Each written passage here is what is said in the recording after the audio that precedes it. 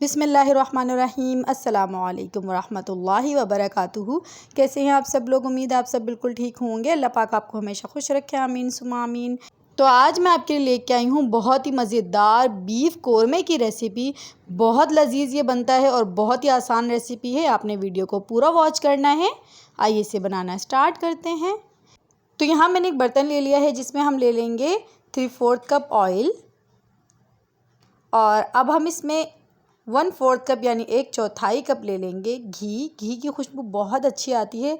आप चाहें तो 1 कप ऑयल ले लें, और अगर आप ऑयल नहीं लेना चाहते तो आप 1 कप घी भी ले सकते हैं।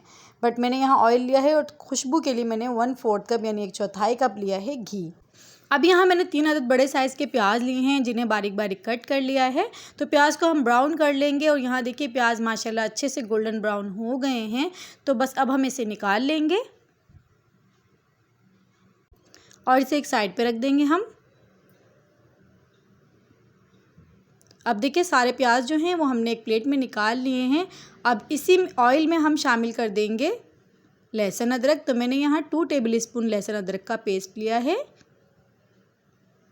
थोड़ा सा इसको सौते करेंगे। तो अब हम यहाँ इसमें कुछ साबुत गरम मसाले शामिल कर देंगे।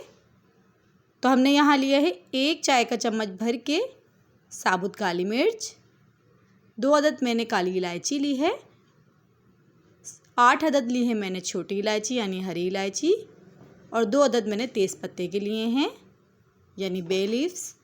बस इसको इसमें शामिल कर दिया है। थोड़ा सा हम इसको पका लेंगे। और अब हम इसमें गोश्त शामिल कर देंगे। तो मैंने यहाँ 1 किलो गोश्त लिया है देखें।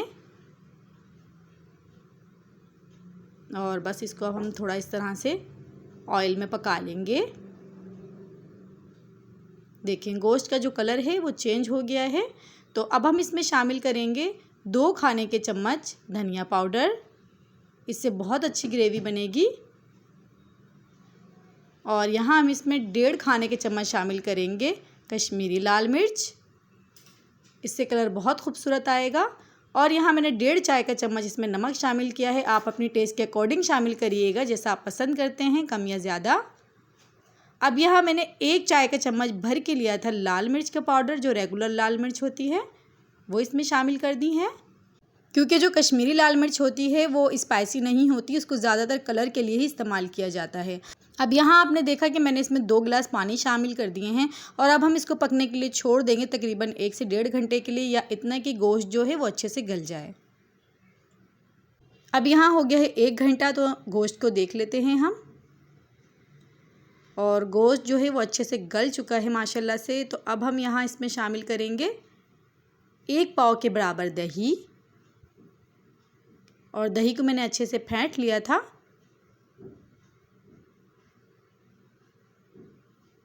और अब इसको कवर कर देंगे हम। इसको तकरीबन इसी तरह से हम 10 से 15 मिनट तक हम इसको पकने देंगे। और अब यहाँ देखिए प्याज जो हमने रखे थे एक साइड पे, उसे ले लेंगे। और इसमें से आधे प्याज जो हैं हम उसे अच्छे से ग्राइंड कर लेंगे। उससे ग्रेवी जो है वो बहुत अच्छी बनेगी। तो आधे प्याज़ों को हमने इस तरह से देखिए अच्छे से ग्राइंड कर लिया है। तो बस इसमें अब हम शामिल कर देंगे।